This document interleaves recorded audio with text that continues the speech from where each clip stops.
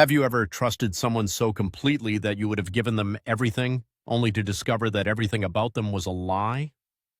This is the story of Linda, a 53-year-old widow from Phoenix, Arizona, who thought she had found love again in the most unlikely place. But what she discovered would shake her faith in humanity itself. If you want to hear more incredible true stories like this one, make sure to subscribe to our channel and hit that notification bell. Linda Morrison had been alone for 2 years when this story began. Her husband of 28 years, David, had passed away from cancer, leaving her with a beautiful house, comfortable savings, and a heart that felt like it might never heal. She had raised 3 children who are now adults with families of their own, scattered across the country pursuing their careers. The silence in her house was deafening. Every morning she woke up reaching for David's side of the bed only to find cold sheets and the crushing reminder that he was gone forever. Friends encouraged her to get out, to try new things, to maybe even consider dating again. But Linda wasn't ready for that. Instead, she threw herself into volunteer work at the local animal shelter and started taking online photography classes. It was during one of those lonely evenings scrolling through social media that she first saw him. His name was Michael Chen, and his profile said he was a registered nurse at a hospital in Singapore. His photo showed a kind-faced man in his early 40s with gentle eyes and a warm smile. He was handsome in an understated way, wearing scrubs in some pictures, casual clothes in others, always looking professional and caring. What drew Linda to Michael wasn't just his appearance, but his posts. He shared stories about his patients, always with respect and compassion, never violating privacy but expressing genuine care for the people he helped heal. He posted photos of sunrises from the hospital windows, wrote about the importance of mental health, and shared inspirational quotes about overcoming adversity. Linda found herself looking forward to his posts, finding comfort in his words during her darkest moments. One evening, Linda noticed that Michael had liked several of her photos from the animal shelter. Encouraged by this small interaction, she sent him a private message, simply thanking him for his work as a nurse and sharing how much his posts meant to her during her grief.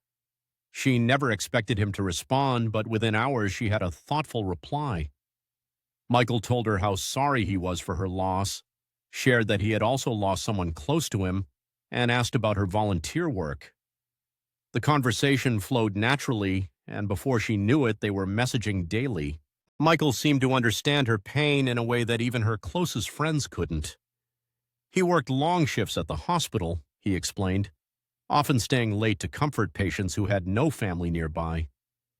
He told her about the exhaustion, the emotional toll of seeing so much suffering, but also about the profound satisfaction of helping people heal. Linda shared her struggles with loneliness, her attempts to rebuild her life, and her fears about the future. Michael listened without judgment, offered gentle advice, and gradually became the bright spot in her day. Their conversations moved from social media to email, then to phone calls. Michael's English was excellent, though he spoke with a slight accent that Linda found charming. He explained that he had studied in the United States for several years before returning to Singapore to care for his aging parents. He talked about his dream of eventually moving back to America, perhaps to work in a hospital there, but said his family obligations kept him in Singapore for now. The way he spoke about duty and sacrifice only made Linda admire him more. As weeks turned into months, their relationship deepened. Michael sent her photos from his daily life, the hospital cafeteria where he grabbed quick meals between shifts, the small apartment he shared with his elderly mother, the temple where he went to find peace on his days off. Linda reciprocated, sharing pictures of her morning walks, her photography projects, and the dog she worked with at the shelter. They began having video calls, though Michael's were often brief and the connection wasn't always perfect due to his demanding schedule and time zone differences. During their conversations, Michael revealed more about his life. He had been married once, he told her, but his wife had died in a car accident 5 years earlier. They had been trying to start a family, and her death had devastated him. He had thrown himself into his work as a way to cope, but he was ready to love again. The way he spoke about loss, about healing, about hope resonated deeply with Linda. She felt like she had finally found someone who truly understood her journey. But it was the small details that really convinced Linda of Michael's authenticity.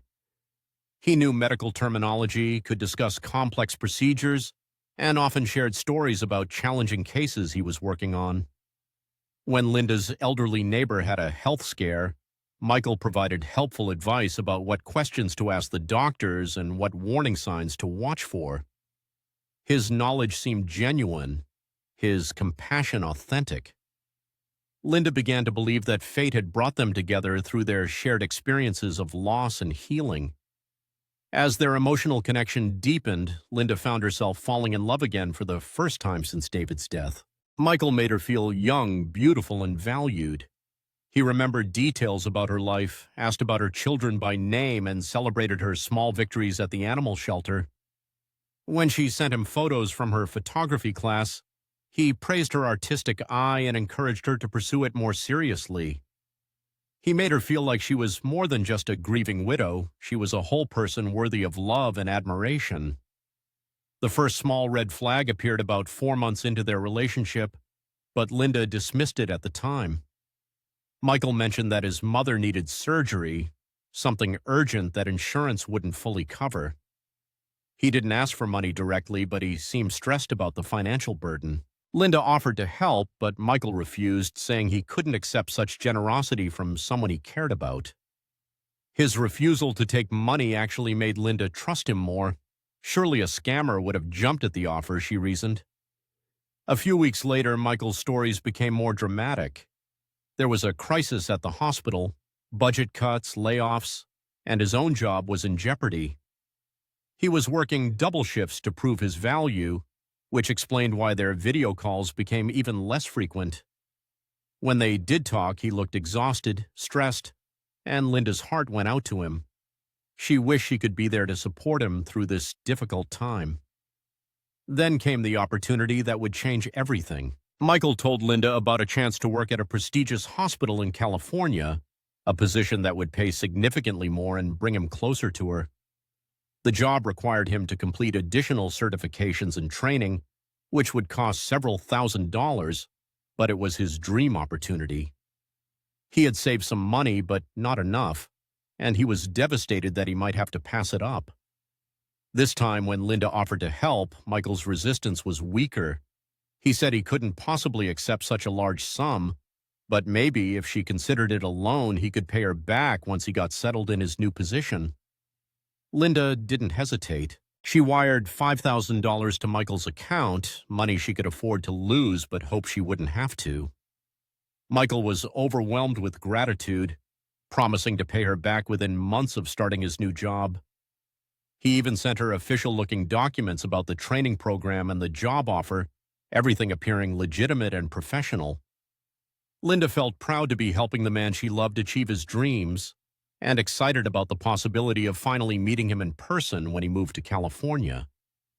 But as the weeks passed, Michael's stories became increasingly complex and concerning. The training was more expensive than expected. There were additional fees, equipment costs, and living expenses while he completed the program. Each request for money was accompanied by elaborate explanations, official documents, and Michael's obvious distress at having to ask. Linda found herself sending more money, each transfer feeling like an investment in their future together. The amounts grew larger, and Linda began dipping into her savings, but Michael's gratitude and promises kept her convinced that she was doing the right thing. The requests became more frequent and urgent. Michael's mother's condition worsened, requiring expensive treatments. There were complications with his visa application for the United States, requiring legal fees. The training program had unexpected costs that threatened to disqualify him if he couldn't pay immediately. Each crisis seemed to build on the last, creating a sense of urgency that made Linda feel like she had to act quickly to help the man she loved.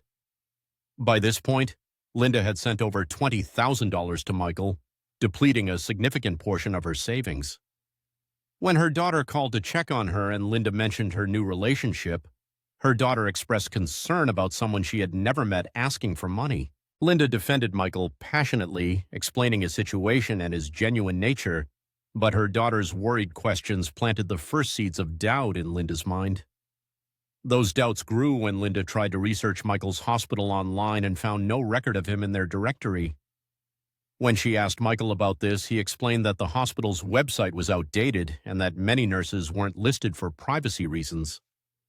His explanation was plausible, but Linda's daughter had taught her to be more skeptical of online relationships, and she decided to do more digging. The truth came crashing down when Linda hired a private investigator, encouraged by her children who had grown increasingly worried about the money she was sending overseas. The investigation revealed that Michael Chen was not a nurse at any hospital in Singapore. In fact, the photos he had been using belonged to a real nurse named Michael Chen who worked in Toronto, Canada, and had no idea his identity was being stolen. The real Michael was happily married with 2 children and had never heard of Linda Morrison. If you're watching this story and wondering how someone could fall for such an elaborate deception, you're not alone. Many people, especially those dealing with grief and loneliness, become targets of sophisticated romance scams. Have you or someone you know ever encountered something similar? Share your thoughts in the comments below, and don't forget to subscribe for more eye-opening true stories. The documents Michael had sent about the job opportunity, the training program, and even his mother's medical bills were all fabricated. The bank account she had been sending money to was traced to a group of scammers operating out of Nigeria, not Singapore. Every detail of Michael's life, every shared moment of vulnerability, every expression of love had been carefully crafted to manipulate her emotions and extract her money. The man she had fallen in love with simply didn't exist.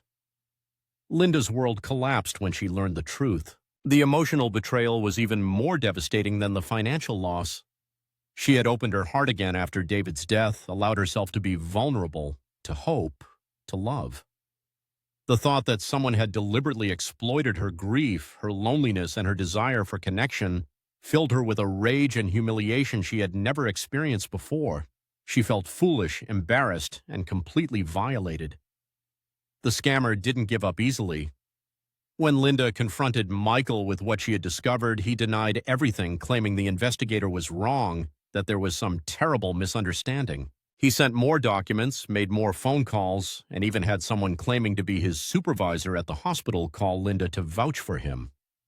But Linda had seen enough evidence to know the truth, and she refused to be manipulated any longer. When Linda stopped sending money and threatened to report the scam to authorities, Michael's loving persona disappeared entirely. The gentle, caring nurse was replaced by someone angry and threatening. He claimed that Linda owed him money for emotional damages, threatened to sue her, and even suggested he would harm himself if she abandoned him. The psychological manipulation was cruel and calculated, designed to make Linda feel responsible for his well-being even after she knew he was a fraud. Linda realized she was dealing with someone who had no conscience, no empathy, and no limit to the lies he would tell to extract money from vulnerable people. She blocked Michael on all platforms, changed her phone number, and reported the scam to the FBI's Internet Crime Complaint Center.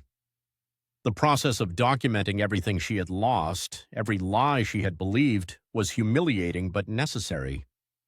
The hardest part for Linda wasn't just the money she had lost, though $20,000 was a significant blow to her retirement savings.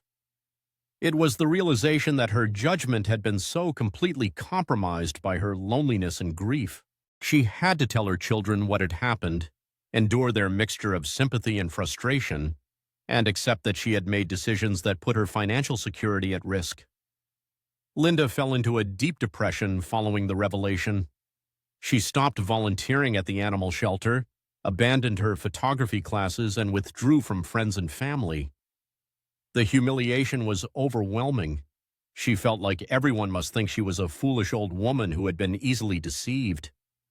Sleep became elusive as she replayed every conversation with Michael, looking for signs she should have noticed, lies she should have caught. But slowly, with the support of her children and a therapist who specialized in fraud victims, Linda began to understand that she hadn't been foolish. She had been targeted by professionals who understood exactly how to exploit human emotions. Romance scammers study their victims carefully, learning their vulnerabilities, their triggers, and their dreams. They craft elaborate personas designed to be irresistible to specific types of people. Linda's kindness, her nursing background that made her appreciate medical professionals, her recent loss, and her desire for companionship had all been weaponized against her. The healing process was long and difficult. Linda had to rebuild not just her financial security, but her ability to trust her own judgment. She joined a support group for fraud victims and was shocked to learn how common romance scams were, how many intelligent, successful people had fallen for similar schemes. She learned that scammers often target people going through major life transitions, divorce, death of a spouse, retirement, illness, when they are most vulnerable and seeking connection. Linda also discovered that the photos and persona of Michael Chen had been used to scam dozens of other women around the world. The real Michael Chen in Toronto had been contacted by authorities multiple times about his stolen identity and was working to get the fake profiles removed from social media platforms. Knowing that she wasn't the only victim helped Linda feel less isolated in her experience, though it also made her angry about how widespread and sophisticated these operations had become. Gradually, Linda began to reclaim her life. She returned to the animal shelter, finding comfort in caring for creatures who needed help and couldn't deceive her. She started a blog about her experience, hoping to warn other people about romance scams and provide support for victims. The response was overwhelming. Hundreds of people reached out to share their own stories of being deceived online, many thanking Linda for her courage in speaking out. Linda also became an advocate for better protection of vulnerable adults from online fraud. She worked with local law enforcement to educate seniors about common scams, spoke at community centers about internet safety, and lobbied for stronger regulations on social media platforms that allow fake profiles to flourish. Turning her painful experience into a force for good helped Linda process her trauma and find new purpose in her life. 2 years after the scam, Linda met Robert, a widower in her hiking group who had also lost his spouse to cancer. Their relationship developed slowly, built on genuine shared experiences and gradual trust. Robert understood Linda's caution about online relationships and never pressured her to move faster than she was comfortable with. When Linda told him about the scam, he didn't judge her or make her feel foolish. He admired her strength in surviving it and using the experience to help others. Today, Linda is happily remarried and continues her advocacy work. She has recovered financially, though she remains more cautious about her investments and has better safeguards in place to protect her assets. Most importantly, she has learned to trust herself again, while also maintaining healthy skepticism about online relationships. She tells people that the experience, while devastating, ultimately taught her valuable lessons about resilience, the importance of family support, and the power of turning pain into purpose. Linda's story serves as a powerful reminder that romance scams can happen to anyone, regardless of intelligence, education, or life experience. The perpetrators are sophisticated criminals who study human psychology and exploit our deepest needs for connection and love. The shame that victims feel often prevents them from reporting these crimes or seeking help, which allows the scammers to continue targeting others. If you or someone you know is in an online relationship with someone you've never met in person, especially if money requests are involved, please proceed with extreme caution. Verify the person's identity through multiple sources, never send money to someone you haven't met face-to-face, and trust your instincts if something feels wrong. Remember that genuine love doesn't require financial proof, and real emergencies can usually be verified through other means. For those who have fallen victim to romance scams, know that you are not alone and you are not to blame. The criminals who perpetrate these schemes are experts at manipulation and deception. Seeking support from friends, family, professionals, and other victims can help you heal and move forward. Your experience, while painful, can also become a source of strength and wisdom that helps protect others from similar harm. If you found Linda's story helpful or if it resonates with your own experiences, please leave a comment below sharing your thoughts or your own story. Don't forget to subscribe to our channel for more true stories that shed light on important issues affecting our communities. Together, we can raise awareness about these crimes and support those who have been victimized by them. Remember, healing is possible, love is still worth pursuing, and your story matters.